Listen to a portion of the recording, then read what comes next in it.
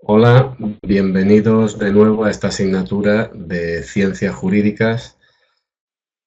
Ahora vamos a ver el tema 2, que trata del título 1 de la Constitución. Es un título bastante extenso, son 46 artículos, si no me equivoco.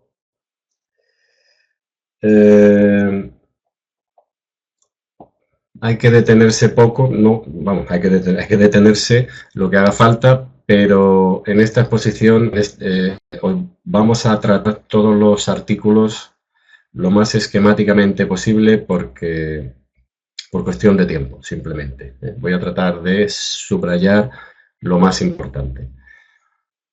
Bueno, el título 1 trata de los derechos y deberes fundamentales. Dice el artículo 10, son fundamento del orden político y de la paz social, la dignidad de la persona, los derechos inviolables que le son inherentes, el libre desarrollo de la personalidad, el respeto a la ley y a los derechos de los demás. Como veis, señalo este artículo así porque es así como se puede plantear en un examen de test. El 10.2 dice: las normas relativas a los derechos fundamentales se interpretarán de conformidad con la Declaración Universal de Derechos Humanos. Prácticamente la Constitución asume entera la Declaración Universal de Derechos Humanos de 1948 y esto pues viene a ratificarlo, viene a decir que efectivamente se interpretarán de conformidad con la declaración. Las normas relativas a derechos fundamentales, esto es importante, se interpretarán de conformidad con la Declaración de los Derechos Humanos. De todas formas, hay poco que interpretar, salvo que, bueno, el Tribunal Constitucional sí que tiene que es el único que tiene que interpretar los temas de derechos fundamentales, como ya veremos. Y bueno, esto lo vamos a ver más adelante. Vamos a seguir, que aquí hay mucha tela que cortar. Empezamos con la nacionalidad. Ningún español de origen podrá ser privado de su nacionalidad. Si tú has nacido español, nadie te puede quitar tu nacionalidad. Y existirá una doble nacionalidad con países iberoamericanos y países con los cuales España haya tenido una particular vinculación. Filipinas, se me ocurre, por ejemplo. Aun cuando estos países no reconozcan a sus ciudadanos un derecho recíproco. Doble nacionalidad, es decir, podrán tener las dos, aunque solo pueden ejercer una. Que la mayoría de edad se establece a los 18 años, quiere decir que si se quiere cambiar la mayoría de edad en España hay que reformar la Constitución, porque la Constitución dice que la mayoría de edad es a los 18 años. Y habla de los derechos de los extranjeros, el artículo 13, los extranjeros gozarán en España de las libertades públicas. El derecho a voto de los extranjeros, con respecto a esto, España exige reciprocidad. Es decir, derecho a sufragio activo y pasivo, a presentarse o a ser elegido en las elecciones municipales. Un alemán que viva en Marbella puede votar a su alcalde, puede incluso presentarse, si un español que viva en Múnich puede hacer lo mismo. ¿Listo? Esto exige reciprocidad. Exactamente con la extradición. La extradición exige reciprocidad. Normalmente son acuerdos bilaterales. España-Estados Unidos, España con China, España con... Quedan excluidos de la extradición los delitos políticos. Claro, lo que en China, vamos a poner, no lo sé si España tiene un tratado de extradición con China, pero lo que en China es un delito político, aquí en España no lo es. Puede que no lo sea. Por lo tanto, por eso quedan excluidas de la extradición. Sin embargo, si es un delito de terrorismo, sí que se extradita. Seguimos. Igualdad ante la ley, todos los españoles son iguales, no puede haber discriminación por razón de nacimiento, raza, sexo, religión, opinión, etc.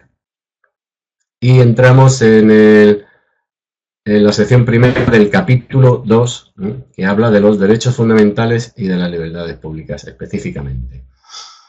El derecho a la vida, nadie puede ser torturado ni tener trato inhumano o degradante, queda abolida la pena de muerte, salvo lo que puedan disponer las leyes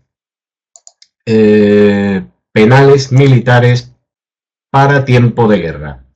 La Ley Orgánica 1195 abolió la pena de muerte en tiempo de guerra. Es una ley orgánica. Dice, salvo lo que puedan disponer las leyes penales militares. Las leyes penales siempre tendrán, de todas formas, un rango inferior a esta ley orgánica, ¿no? O sea que, de todas formas, para que vuelva la pena de muerte a España solo en tiempos de guerra, habría que anular esta ley orgánica. De momento en España, de facto, la pena de muerte está abolida, incluso en tiempo de guerra. Pero bueno, hay que saber que la Constitución dice, salvo lo que puedan disponer las leyes penales militares para tiempo de guerra.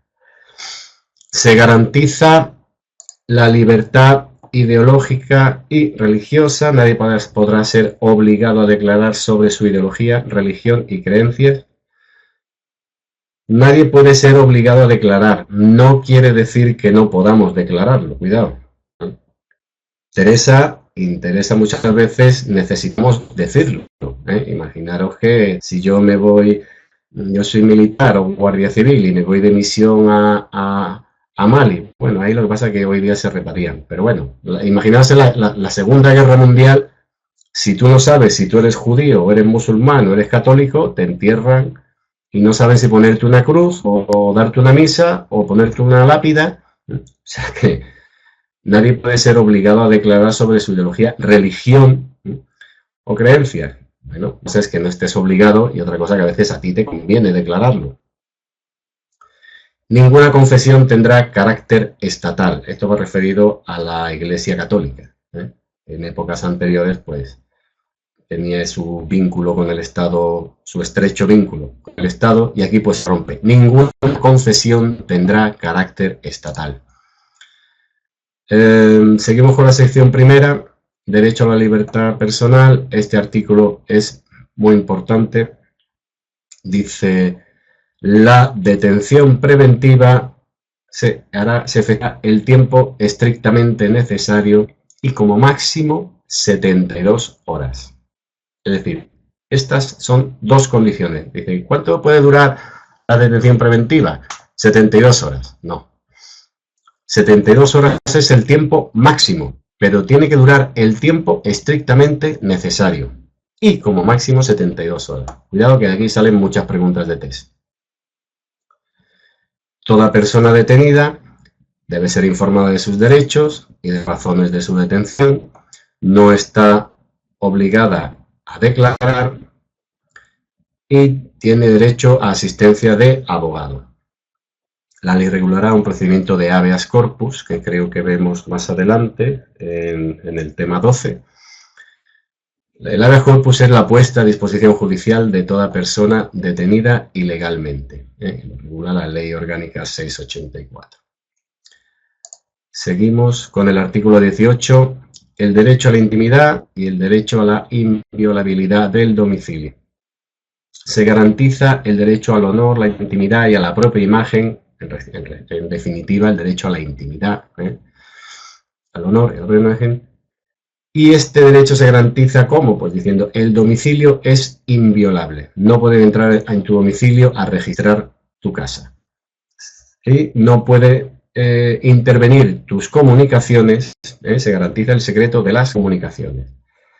Salvo una resolución judicial, esto hace que puede permitir que haya un registro domiciliario o que pueda permitir una intervención de las comunicaciones. Si existe un delito en un domicilio y se tiene constancia, pues entonces la ley, la misma Constitución autoriza a intervenir, salvo delito flagrante.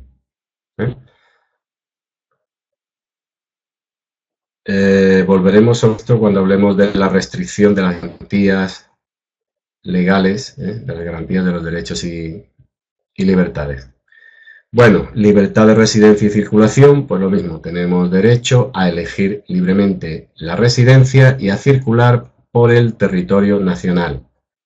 Es decir, nadie puede decir, los que sean pelirrojos tienen que vivir en una ciudad, y los que sean no pueden establecer guetos, no pueden establecer, por aquí no pueden pasar los mulatos, o no pueden, ¿visto? Libertad de residencia y circulación. Ya veremos cuándo también se puede restringir esta libertad.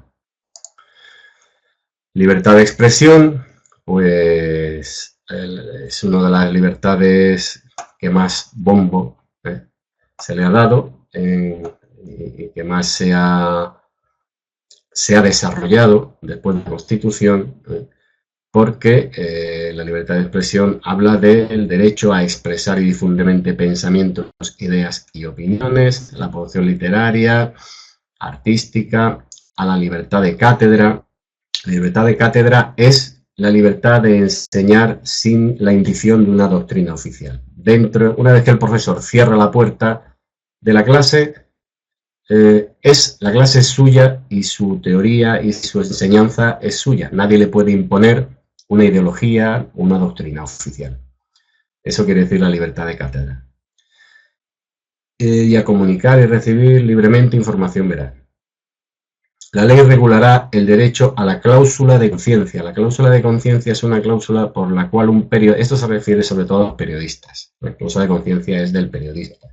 Es un periodista que trabaja en un periódico o en una televisión y de pronto pues cambia el dueño del periódico y coge otra línea editorial y el periodista pues no está de acuerdo con esa línea no va de acorde con sus ideas,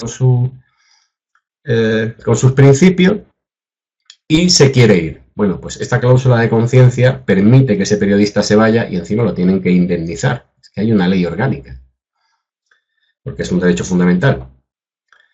Y al secreto profesional, pues el secreto profesional, el de los abogados, el de los médicos, etc. Los medios de comunicación que sean del Estado deben respetar el pluralismo de la sociedad.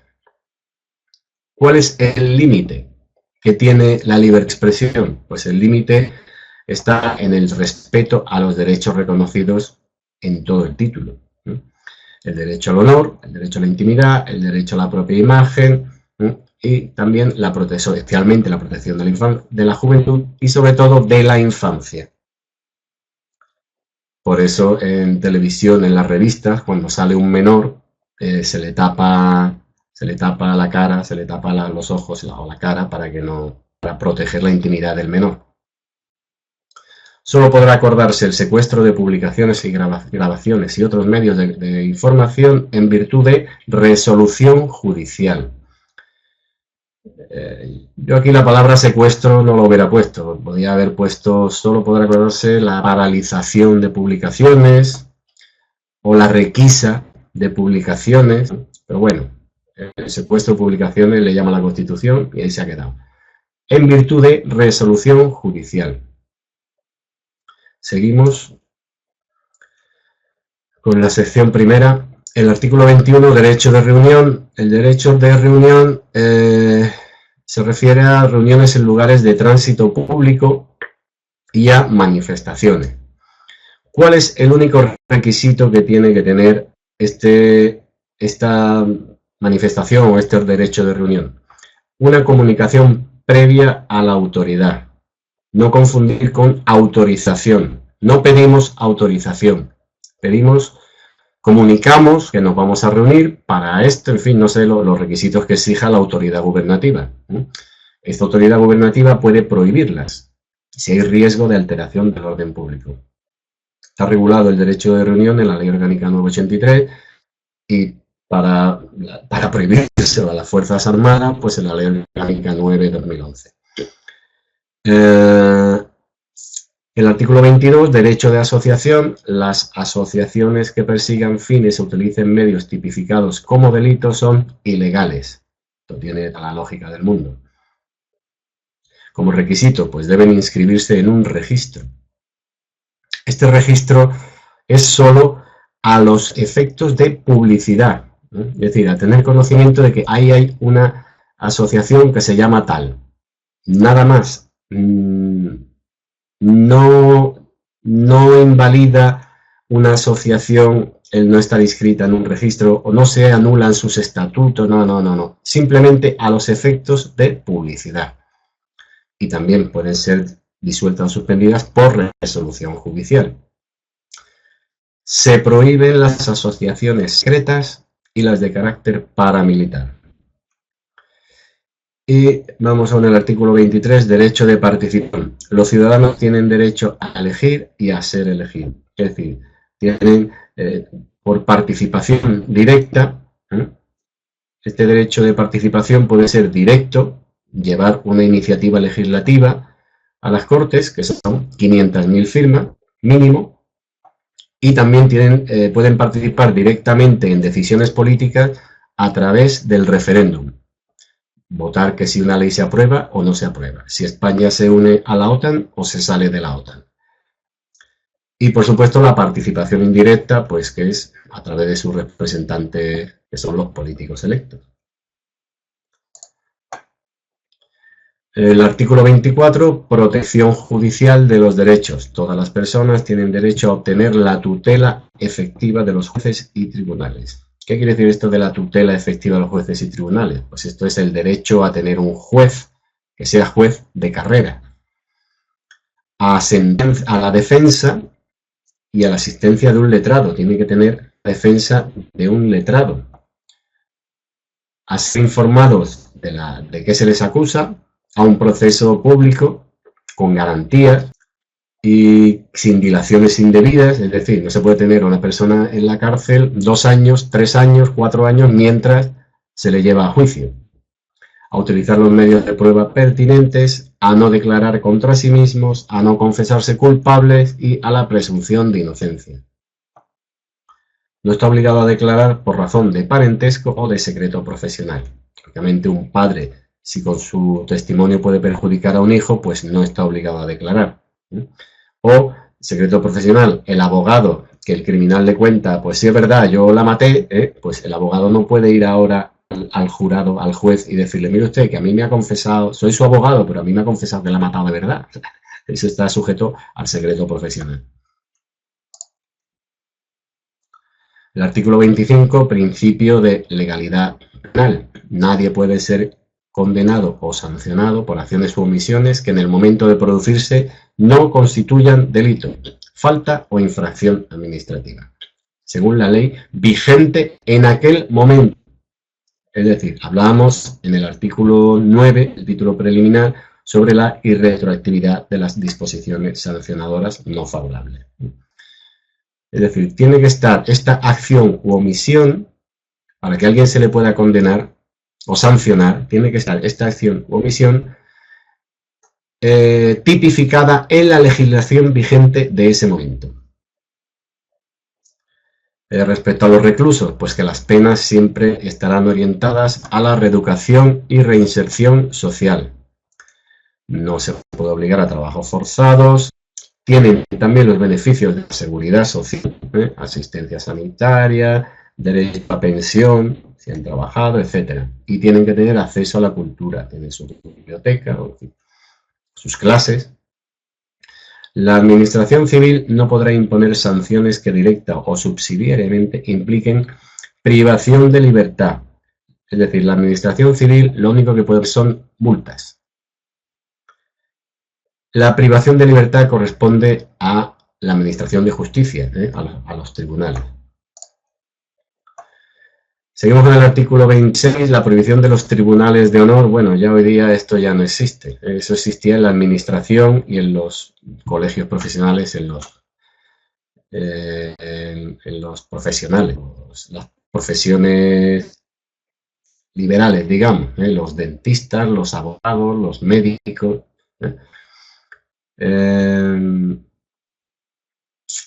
ley orgánica, la Ley Orgánica 5005, ya lo prohíbe totalmente en el ámbito militar. De hecho, tampoco se hacían en el ámbito militar. Un tribunal de honor es un tribunal que hacen, digamos, los compañeros de profesión para expulsar de esa profesión a un compañero por mala praxis, por haber hecho algo contra la profesión en general, que los ha dejado a todos muy mal ante el público, ¿no? Entonces se reúnen los compañeros en tribunal de honor y deciden expulsar a ese individuo de esa profesión. Pasaban en el ámbito militar, en el ámbito profesional, los abogados, los médicos, y teóricamente en la administración con los funcionarios, antiguamente parece ser, yo eso no tengo ninguna constante, pero bueno. La libertad de enseñanza, todos tienen derecho a la educación, se reconoce la libertad de enseñanza, derecho a la formación religiosa, la enseñanza básica es obligatoria y gratuita, se reconoce a las personas físicas y jurídicas la libertad de creación de centros docentes, es decir, la Constitución reconoce el derecho a la enseñanza privada. También reconoce el derecho a la formación religiosa. Los profesores, los padres y en su caso los alumnos intervendrán en el control y gestión de los centros sostenidos por la administración. Es decir, los centros sostenidos por la administración, públicos y concertados, que también son sostenidos por la administración en parte, tienen que tener un control de padres, una asociación de padres y madres. Y se reconoce la autonomía de las universidades en su gestión. La libertad de sindicación, dice la ley, podrá limitar o exceptuar el ejercicio de este derecho a las fuerzas armadas. Es decir, la policía, como sabéis, tiene sindicato, existe el sindicato de policía y tiene este derecho de sindicación limitado. Las Fuerzas Armadas y la Guardia Civil, por ejemplo, están exceptuados, no pueden tener un sindicato. Pueden tener asociaciones que funcionan casi o parecido, pero no sindicato. Respecto al derecho de huelga, pues se reconoce el derecho de huelga de los trabajadores. Es decir, los trabajadores son los únicos que pueden hacer derecho a huelga. No tienen derecho a huelga los parados, no tienen derecho a huelga los jubilados, solo los trabajadores. En la actualidad está pendiente de una ley orgánica.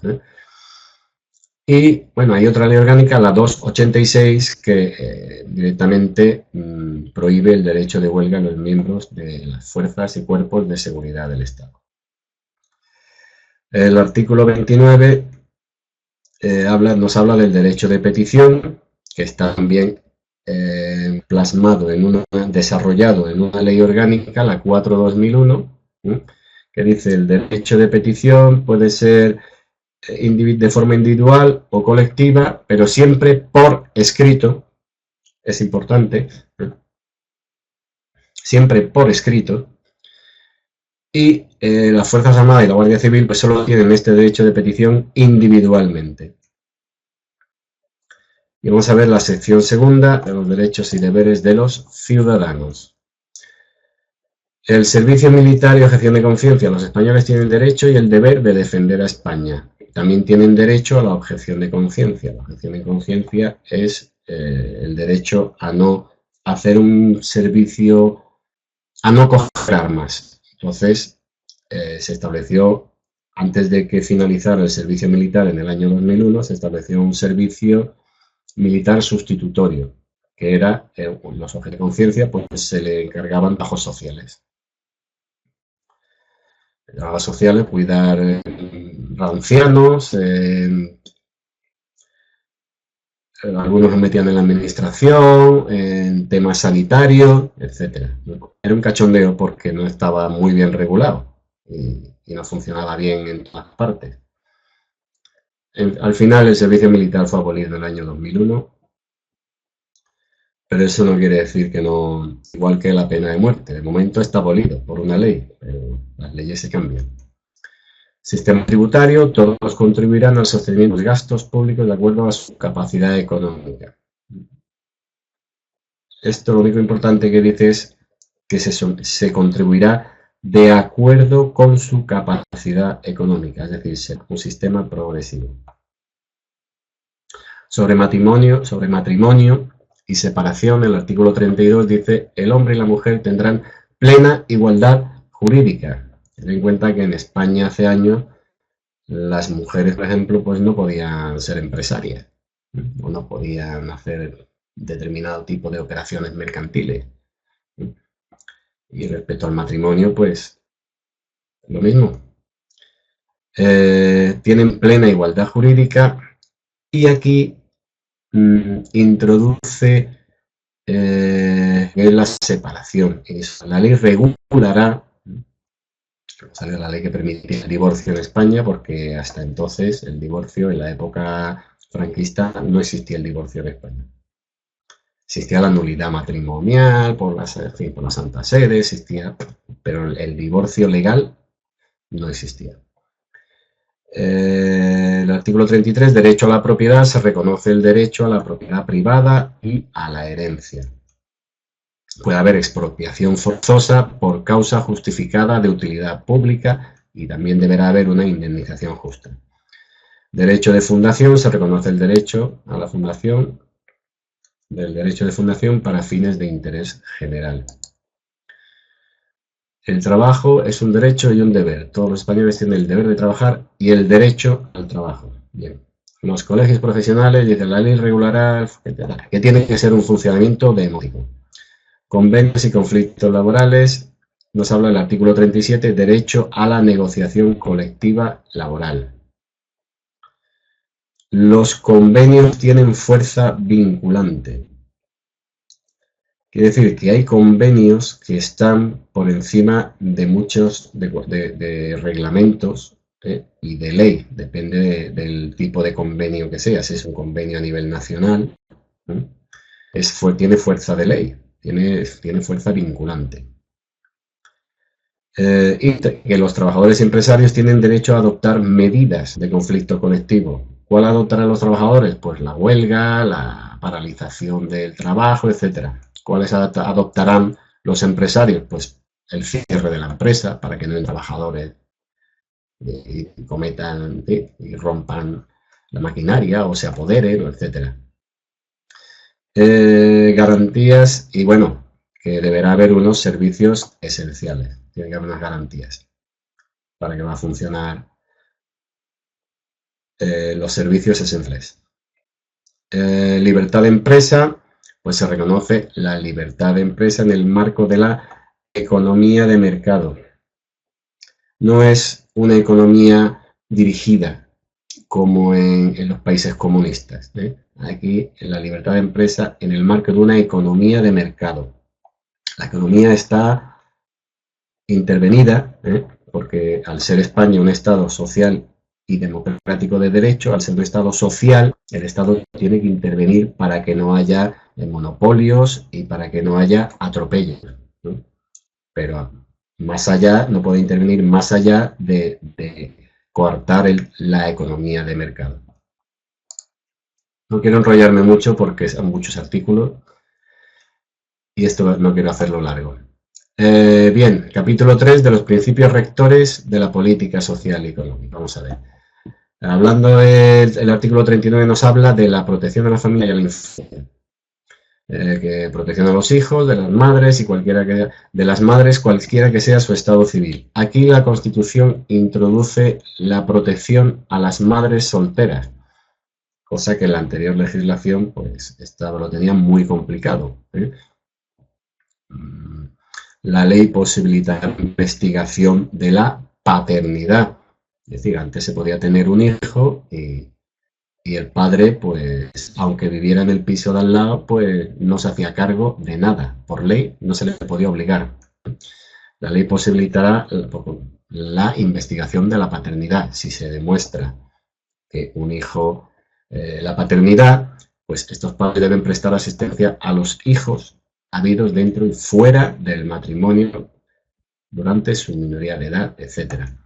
Ten en cuenta que la Constitución es del año 78, entonces en el año 78 esto es un verdadero problema social. Las madres solteras, abandonadas, niños que no sabían quién era su padre o el padre no quería reconocerlo, era un verdadero problema.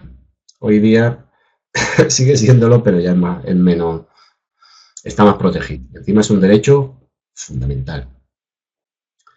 La redistribución de la renta, pleno empleo, habla el artículo 40, que la distribución de la renta más personal, más equitativa, formación profesional, jornada y descanso laboral, los poderes públicos. Bueno, ahora viene una serie de artículos que suele decir, los poderes públicos garantizarán, velarán, fomentarán,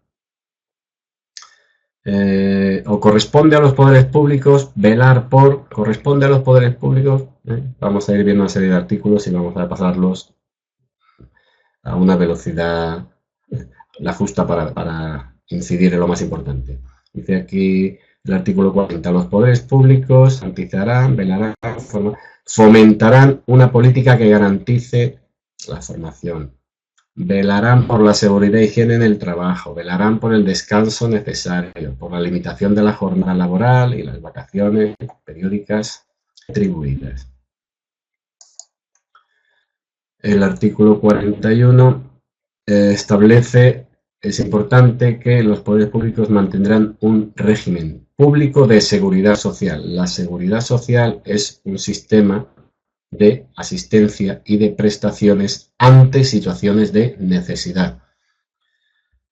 Esto sí que esta seguridad social es, hoy por hoy, heredada de aquella seguridad social, es un sistema que se creó en el franquismo. Y aquí pues viene a ratificar que continuará, pero dándole un toque de novedoso, ¿no? Contemplándolo en la Constitución. El artículo 42, respecto a los emigrantes, el Estado velará por los emigrantes españoles en el extranjero. El Estado velará por los derechos económicos y sociales de los trabajadores españoles en el extranjero y orientará su política hacia su retorno. Este artículo pasa lo mismo que con el anterior de las madres solteras. En el año 78, españoles emigrantes en el extranjero había muchos. De hecho, eran una fuente de ingreso, de divisas en España. Y pues la Constitución los tiene en cuenta. El artículo 43, protección a la salud, pues dice que los poderes públicos, corresponde a los poderes públicos organizar y tutelar la salud pública y que también deben fomentar el deporte y la educación sanitaria, etc. Los poderes públicos, dice el artículo 44, fomentarán el acceso a la cultura.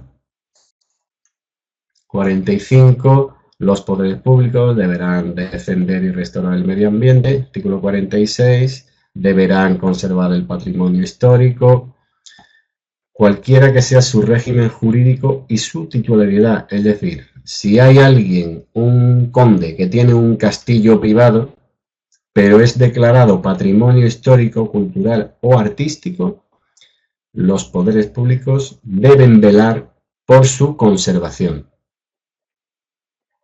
aunque sea privado, ¿no? Cualquiera que sea su régimen jurídico y su titularidad. Artículo 47. Derecho a vivienda, pues todo el mundo tiene derecho a una vivienda digna, los poderes públicos regularán la utilización del suelo para impedir la especulación. Artículo 48. Promoverá los poderes públicos, promoverán la participación de la juventud en el desarrollo político, social, económico y cultural. Los poderes públicos promoverán la integración de los disminuidos físicos, sensoriales y psíquicos. Los poderes públicos prestarán atención a las personas de la tercera edad mediante pensiones adecuadas y bienestar. Artículo 51, defenderán a los consumidores. Artículo 52, a las organizaciones profesionales, pues la ley regulará, etcétera. Artículo 53, bueno, esto es importante. La tutela de las libertades y derechos, el capítulo 4 de las garantías de las libertades y derechos fundamentales. solo por ley podrá regularse el ejercicio de tales derechos y libertades. Es decir, todos los derechos que hemos visto en estos artículos anteriores se regularán por ley, y además por ley orgánica, como veremos más adelante. No puede haber un reglamento que regule el derecho a la vida o el derecho a la libertad de expresión. Puede haber un reglamento que desarrolle una ley superior. Vamos a ver, se tutelarán estas libertades y derechos se tutelarán de acuerdo con lo previsto en el artículo 161.1.a, que en realidad es la garantía que tienen estos derechos y libertades. Es decir, la posibilidad de interponer un recurso de inconstitucionalidad contra esa ley. Sale una ley que dice que un policía puede entrar en tu casa detrás tuya, andando y registrar tu casa. Y evidentemente, pues siempre habrá un grupo político que interponga un recurso de inconstitucionalidad contra esa ley diciendo esa ley es inconstitucional porque el derecho a la inviolabilidad del domicilio lo recoge la Constitución. Cualquier ciudadano podrá recabar la tutela de las libertades y derechos del artículo 14 respecto a la igualdad ante la ley, de la sección primera, todo lo que es el derecho a la intimidad, la libertad ideológica, y el artículo 30, la objeción de conciencia. El artículo 30 ya ha dejado de tener vigencia, vigencia no es operativo porque ahora mismo no existe la objeción de conciencia. Pero bueno, cualquier ciudadano podrá recabar la tutela de las libertades y derechos que contemplan la sección, el artículo 14, ante los tribunales ordinarios mejor dicho, ante el Tribunal Constitucional. Ante los tribunales ordinarios, por un procedimiento preferente y sumario, por una demanda, esa demanda, como va de derechos fundamentales y libertades públicas, pues irá por un procedimiento preferente y sumario. O mediante un recurso de amparo ante el Tribunal Constitucional. Es decir, estas libertades y derechos tienen una doble protección. El defensor del pueblo, pues una ley orgánica regulará, efectivamente. ¿Qué defiende el defensor del pueblo? Pues el defensor del pueblo español. Como sabéis, las autonomías también han creado sus defensores del pueblo. El defensor del pueblo español defiende los derechos del título 1. Es decir, derechos fundamentales y libertades públicas. ¿Quién debe controlar el defensor del pueblo? El defensor del pueblo debe supervisar la actividad de la administración en la aplicación de esos derechos y libertades, en la gestión de esos derechos y libertades. ¿Y a quién da cuenta el defensor del pueblo? Pues el defensor del pueblo va andando hoy noche al Parlamento, a las Cortes Generales, y allí explica todo lo que está haciendo mal la administración y cómo corregirlo. Es decir, rinde cuentas ante las Cortes Generales. Otro capítulo importante es la suspensión de los derechos y libertades. Cuando se acuerde la declaración del estado de excepción o de sitio, podrán ser suspendidos los derechos reconocidos en los artículos que tenemos aquí. 17, 18, 19, 20, 21, 28 y 37 en estos apartados. ¿De qué trata esto? Pues trata de que la detención preventiva podrá durar 72 horas, no, podrá durar más. Que yo tengo que informar de un motivo, que yo tengo que traerle un abogado en caso de estado de sitio, pues tendrá su límite, pero ese no. Se podrá registrar domicilio, se podrá intervenir comunicaciones, se podrá poner controles a la circulación o evitar la libre circulación, evitar que alguien vaya a un determinado sitio. Se podrá controlar la prensa, la televisión, las comunicaciones, como he dicho antes, y aquí la prensa, la televisión, los medios de comunicación. Se podrá limitar o prohibir el derecho de reunión o solo se podrá tener derecho a reunión previa autorización.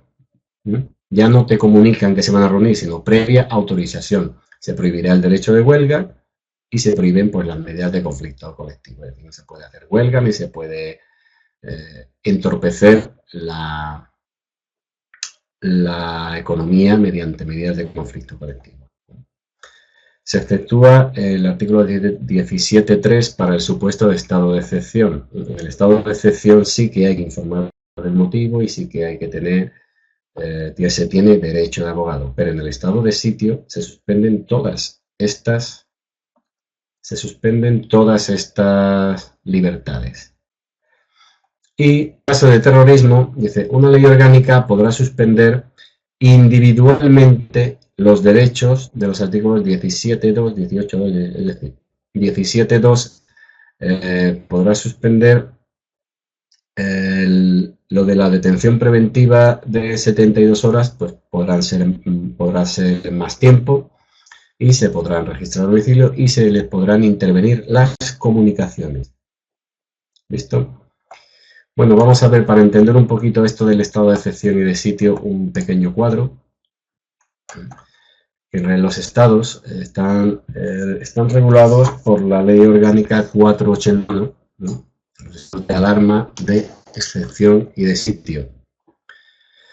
El estado de alarma se puede declarar en caso de catástrofes, crisis sanitarias, epidemias, paralización de los servicios públicos esenciales y en caso de desabastecimiento de productos esenciales. ¿Quién lo declara? Pues el gobierno, pero tiene que dar inmediata cuenta al Congreso. ¿Por cuánto tiempo? Por 15 días. ¿Puede prorrogar? Puede prorrogar lo que es oportuno. Y aquí no se suspende ningún derecho, simplemente en caso de una catástrofe, pues reorganizará pues, las fuerzas y cuerpos de seguridad, los bomberos, la protección civil, etcétera. A los ayuntamientos o coordinará medidas de alarma para caso de catástrofes. El estado de excepción ya es mucho más grave, ya es que el orden público ha sido gravemente alterado. No funcionan las instituciones porque no las dejan funcionar, no funciona algún servicio esencial que es muy importante, no funciona, etcétera. Entonces el gobierno pide autorización al Congreso y establece el estado de excepción por un plazo máximo de 30 días, prorrogables por otros 30 días. En el estado de excepción puede suspender, quedan todos estos derechos suspendidos, los que hemos visto antes. La detención en este caso puede ser 10 días máximo, puede registrar domicilio, pueden intervenir las comunicaciones, por control de transportes, en fin. ¿Listo? Y en el estado de sitio, para casos de insurrección, casos de imposición por la fuerza, de ataque a la soberanía, pues tiene que ser la mayoría absoluta del Congreso, a propuesta del Gobierno, la que declare el estado de sitio. Los estados de alarma, excepción y sitio tienen que publicarse en el Boletín Oficial del Estado, se les dará la máxima publicidad y entran en vigor desde el mismo momento desde el mismo instante en que son publicados. La duración que tiene el estado de sitio, pues eso no se puede determinar ni se puede establecer. Y en el estado de sitio se quedan estos derechos suspendidos, que son todos los que se suspendían en el estado de excepción, más ya no tiene derecho a abogado ni derecho a que durante el plazo que dure esa detención se le informe del motivo, etcétera. Puede retener por necesidad porque hay una insurrección. Bien, pues con esto hemos finalizado el tema 2, el título primero de la Constitución. Pues nada, solo queda que repaséis.